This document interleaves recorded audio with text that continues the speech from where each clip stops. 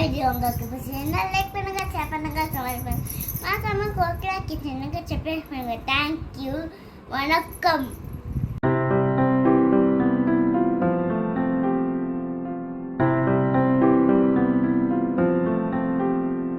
Hello hi, welcome to Kokila's kitchen. இன்றைக்கி ஒரு சிம்பிளான ரெசிபி, டிஃபன் ரெசிபி.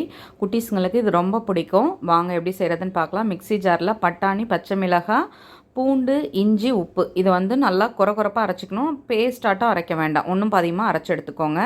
பட்டாணி வந்து டேரெக்டாக எண்ணெயில் சேர்த்தா அது தெரிக்கும், அதனால தான் நம்ம அரைச்சி சேர்த்துக்கிறது. இப்போ அடுப்பில் வானல் வச்சுட்டு ஒரு சின்ன ஸ்பூனால் 1 ஸ்பூன் அளவு எண்ணெய் போதும். எண்ணெய் சூடானதும் நம்ம வந்து கொஞ்சமாக சீரகம் போட்டு தாளிச்சிட்டு அதுக்கப்புறம் பெரிய வெங்காயம் பொடியாக கட் பண்ணிக்கணும். ஏன்னா நம்ம ஸ்டஃப் பண்ண போகிறதுனால அது வந்து உங்களுக்கு பெருசாக இருந்ததுன்னா இழைக்கும் பொழுது பராத்தா வந்து கொஞ்சம் இதுவாகிடும். அதனால் பொடியாக கட் பண்ணிவிட்டு இப்போ இதை நல்லா வதக்கிக்கலாம். இப்போ நம்ம வந்து அரைச்சி வச்சுருக்க மிக்ஸ் இருக்கு இல்லையா, அதை வந்து இதில் சேர்த்துக்கலாம். சேர்த்துட்டு இப்போ வந்து பச்சை வாசனை போகிற வரைக்கும் அதை வந்து நல்லா இந்த வெங்காயம் எண்ணெயோடு சேர்த்து நல்லா மிக்ஸ் பண்ணிக்கணும். இது வந்து அந்த பூண்டு இஞ்சி அதோட வாசனை இருக்கும், அந்த பச்சை வாசனை வந்து போகட்டும். அதுக்கப்புறம் வந்து நம்ம கொஞ்சமாக பன்னீர் எடுத்து இது கூடவே நல்லா ஃபைனாக துருவி ஆட் பண்ணிக்கலாம்.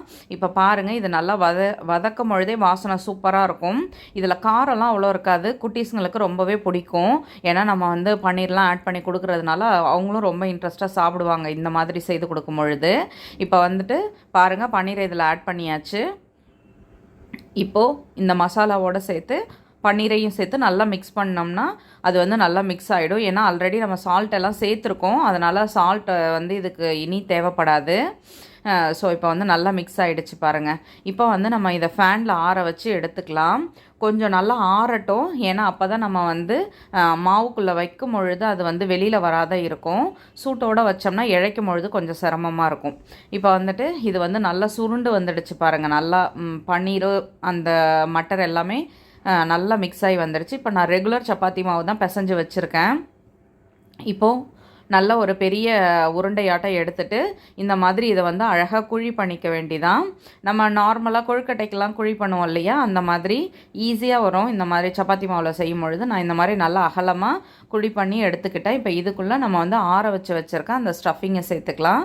ஸ்டஃபிங்கை சேர்த்துட்டு இது வந்து கொஞ்சம் க்ளோஸ் பண்ணுறது மட்டும் பார்த்து க்ளோஸ் பண்ணிக்கோங்க, ஏன்னா பிரிஞ்சு வரக்கூடாது.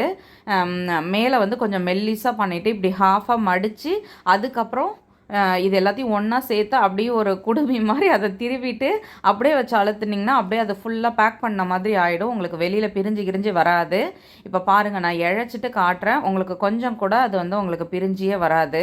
இப்போ நான் வந்து நல்லா இழைச்சிட்டேன். இழைச்சி அது மேலே வச்சு இழைக்க முடியாது, அதனால தான் நான் தனியாக இழைச்சி எடுத்துகிட்டு வந்தேன்.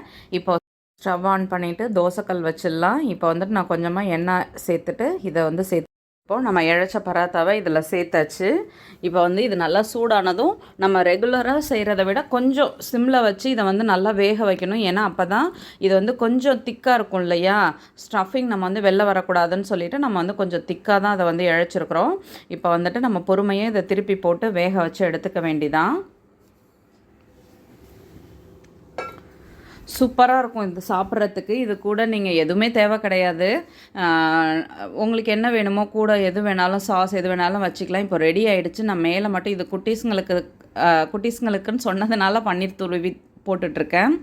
கொஞ்சமாக மேலே லைட்டாக பன்னீர் துருவிட்டு நம்ம பிளேட்டில் மாற்றிக்க வேண்டிதான்.